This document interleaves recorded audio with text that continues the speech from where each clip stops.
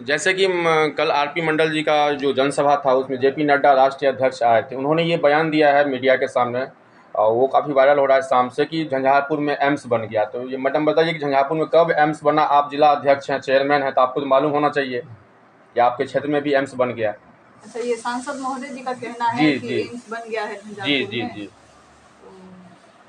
नहीं, मैंने तो नहीं देखा, शायद पता नहीं कहाँ बना है। आप ग्रामीणों से पूछ सकते हैं या बाकी जनप्रतिनिधि को पूछ सकते हैं। मुझे ऐसी कोई सूचना नहीं मिली है, ना ही मैंने अपने आंखों से इतना क्षेत्र भ्रमण करते हैं तो देखे हैं कहीं कि एम्स का निर्माण हो गया है।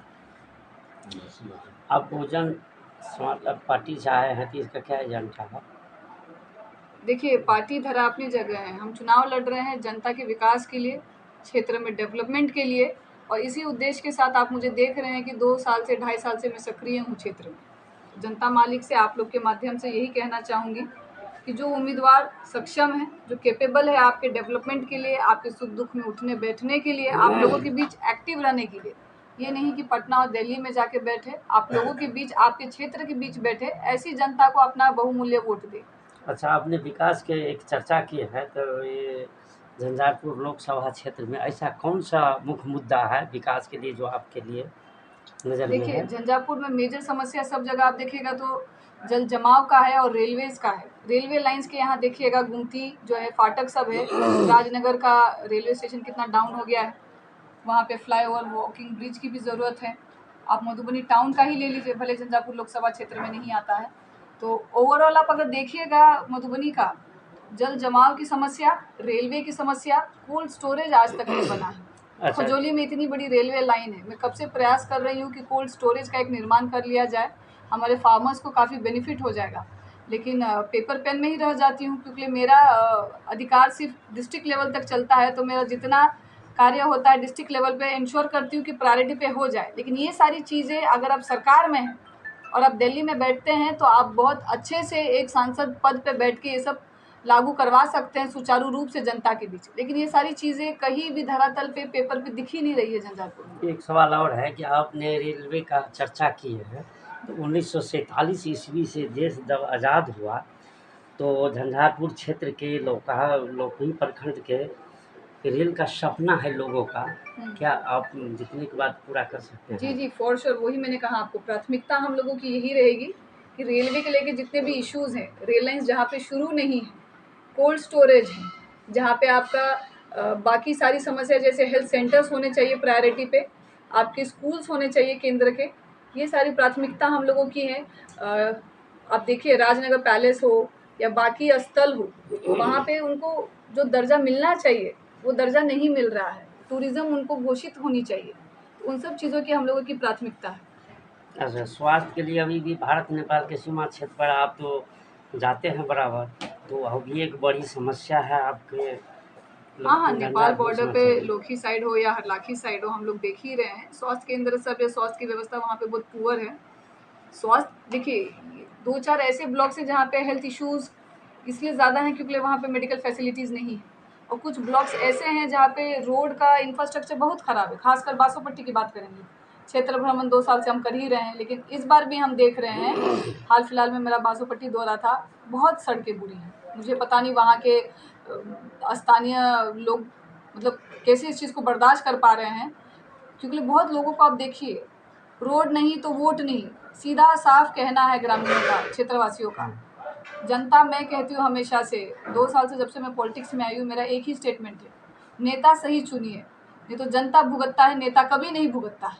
तो आप अगर सही अपना मतदान देके सही कैंडिडेट को चूज़ कीजिएगा, आपका विकास सही धरातल पे होगा। एक शब्द और है कि चुनने की बात है, तो आपका पोस्टर पर लिखा हुआ है कि बाहरी नहीं लोकल ही चुने झंझारपुर का। उम्मीदवार झंझारपुर जी जी, लोकसभा क्षेत्र हमारे जो में। प्रत्याशी हैं झंझारपुर तो उसमें लोकसभा क्या के, संदेश देंगे जनता को आप? जी जी, पिताजी का लिखा हुआ यही है। पिताजी का यही है कहना कि भारी भगाओ और झंझारपुर बचाओ। बचाओ। देखिए, जिनको जनता की सेवा करना है, ओवरनाइट वो सपना नहीं आ सकता है कि मुझे जनता की सेवा करना है। अगर उनको कैंडिडेचर लेना ही था, आना ही था, तो 2 साल से क्यों नहीं वो क्षेत्र में रहे? आप भले वोटर हो ना हो उस लोकसभा के, वो मैटर नहीं करता है फिर भी। लेकिन अगर आपको विकास करना है, जनता से आपको जुड़े रहना है, तो आपको 2 साल, 1 साल या 6 महीना पहले भी धरातल पे आना चाहिए था। एकाएक ओवरनाइट आइएगा आप और बोलिएगा नहीं हम आपका बेटा है, हमको कबूल कीजिए, तो खेती में बीज कोई और लगाएगा, फसल कोई और करेगा और फसल काटते समय कोई तीसरा आके काटेगा, तो ये कहाँ से कबूल करेगी जनता यहाँ की? ये एक्सेप्टेड नहीं है। अच्छा, जिला में देहात में चर्चा है कि 2 पद पर आप हैं जी जिला में, तीसरा पद पर आपने धावा बोले हैं, तो इससे देख रहे हैं कि अन्य प्रत्याशियों में घबराहट आ रही है। ऐसा कौन सा चमत्कार आ रहा है उम्मीदवारों में आपका अभी बहुजन पार्टी से जो घबराहट है? भावा हम नहीं बोले हैं, जनता हम लोगों को लेके आई है। मैं जनता से आप लोग के माध्यम से फीडबैक पूछना चाहती हूँ कि 2 साल से जब से हम जिला परिषद अध्यक्ष पद पर हैं, क्या हमने एक भी काम अब जश वाला किया है? जनता ने मेरी कैपेबिलिटी देखी है, जनता ने देखा है, डिस्ट्रिक्ट रहे कि पटना रहे, एमएलसी क्वार्टर रहे कि अध्यक्ष आवास रहे, लोगों के काम कितने ईजी वे में हो जाते हैं। अगर वही काम अभी दिल्ली वाला अगर हैंड हो जाता है, सांसद का रोल आ जाता है, तो आप लोगों के लिए ही सुविधा होगी। नहीं तो हम लोग तो ऑलरेडी सेवा कर ही रहे, हम लोग का एक ही धर्म है जनता की सेवा, जिसपे हम लोग कंटिन्यूअस कर रहे हैं। तो ये कोई ये बात नहीं है कि हम लोग धावा बोल दिए। जनता का रिक्वायरमेंट था, हम लोग का फीडबैक देख के, हमारा परफॉर्मेंस देख के कि नहीं मैडम आप लोग आए मैदान में, क्योंकि आप लोग का काम करने का स्टाइल जो है वो धरातल पे दिखता है, विकास होता है। अच्छा, और पार्टी भी दावा कर रहा है कि हमारी जीत होगी, तो इसमें आपका हम क्या कहना है? सर्वदलीय नेता है, जीत जनता जनार्दन है, जनता जिसको वोट दे, जनता जिसको आशीर्वाद दे, लेकिन हम कहते हैं हम सर्वदलीय नेता हैं, हमको सर्वदल के लोग वोट करते हैं और ये बार बार मधुबनी जिला ने देखा है और रिजल्ट में साबित भी हुआ है। तो आप पार्टी धारा दावा पे हम क्या कुछ करते नहीं हैं? आप बोलते। जीतने का क्या दावा कर रहे हैं? जनता जीत रही है, हम नहीं जीत रहे हैं, जनता जीत रही है। जिस तरह पूर्णिया में त्रिकोणीय मुकाबला है, अभी पप्पू यादव जी का 2 घंटा पहले डीएसपी ने गाड़ी से उतार दिया है, तो वो अभी रोड पे जाम किए हुए थे हाईवे पे। तो उसके पूर्णिया के बाद यदि कोई भी हॉट सीट कहा था, हम लोग पर वीडियो में यही कहते हैं कि कहीं ना झंझारपुर का वो हॉट सीट है जिसमें गुलाब यादव वर्सेस रामप्रीत मंडल, सुमन कुमार महासेठ। तो इस पे आपका क्या कहना त्रिकोणीय मुकाबला पे? लेकिन विपक्षी कह रही है कि महागठबंधन वर्सेस एनडीए है, लेकिन कहीं ना कहीं गुलाब यादव फैक्टर है। नहीं, हम कह रहे हैं कौन है महागठबंधन? महागठबंधन सुमन कुमार महासेठ प्रत्याशी है वीआईपी से। कैसे हुए महागठबंधन के लोग? ओवर द नाइट टिकट लेके, हाँ, सिंबल लेके हाँ, आके, उसी पे एमएलसी बीजेपी और से। जो हाँ। 2 साल से 15 साल से काम किए, गुलाब जी कहाँ से जुड़े हुए हैं? वो जो पहले बार विधायक बने थे कहाँ से बने? आरजेडी से। वो जो दोबारा राजनीति में इतने सक्रिय हैं कंटिन्यूएशन में, क्या आपने देखा किसी पार्टी धारा पे गए हैं वो? नहीं। कौन है ओरिजिनल महागठबंधन? ओवरनाइट वाले लोगों को आप महागठबंधन के उम्मीदवार नहीं कह सकते हैं। तो सबको पता है बैकग्राउंड में क्या हुआ है, नहीं हुआ है, कहाँ से ओवर द नाइट जनता भी जान रही है, यहाँ तक जितना भी कल भी हम लोग राजनगर में कैंप किए, जान रही है कि महागठबंधन का ओरिजिनल उम्मीदवार कौन है। एमएलसी चुनाव में भी जनता जान रही थी कि महागठबंधन का उम्मीदवार कौन था, और सेम वे अभी भी जनता जान रही है और जनता सपोर्ट करेगी।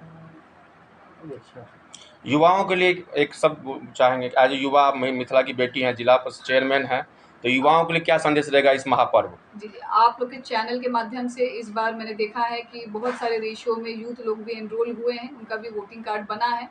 आप लोग का भविष्य सही जनप्रतिनिधि के हाथ में दे। आप लोग से अपील है कि राइट वोट का आप लोग अधिकार बहुत अच्छे से यूज़ करें और सही प्रतिनिधि को वोट करें, ताकि आगे जाके हम लोग का सभी का, मेरा उनका सभी का भविष्य उज्जवल रहे। Thank you. तो जिस तरह हम लोगों ने कल बताया था आपको कि रामप्रीत मंडल जो है सो जो बयान दे रहे थे, ये हमने झंझारपुर में जो है सो ये एम्स बनवा दिया है, उसी के प्रतिक्रिया में हम लोग, आप जो ये क्लिप चल रहा है, जो नीचे फोटो चल रहा है, ये गुलाब यादव जी की जो बेटी हैं, गुलाब बिंदु यादव, जो चेयरमैन भी हैं, जिला परिषद अध्यक्षता भी हैं, एज ए उन्होंने अपने युवाओं के प्रति वोटिंग प्रति फिर से 100 गोटाकर वह रिक्वेस्ट करी छी मिथिला समाचार का तहे दिल से अहूँ सब डीएम साहब का आदेश पर एक महापर्व में शामिल हो। धन्यवाद। अपन टीम अंजलि झा संगे मनीष झा, मिथिला समाचार 100 गोटाकर प्रणाम। जय मिथिला, जय बिहार।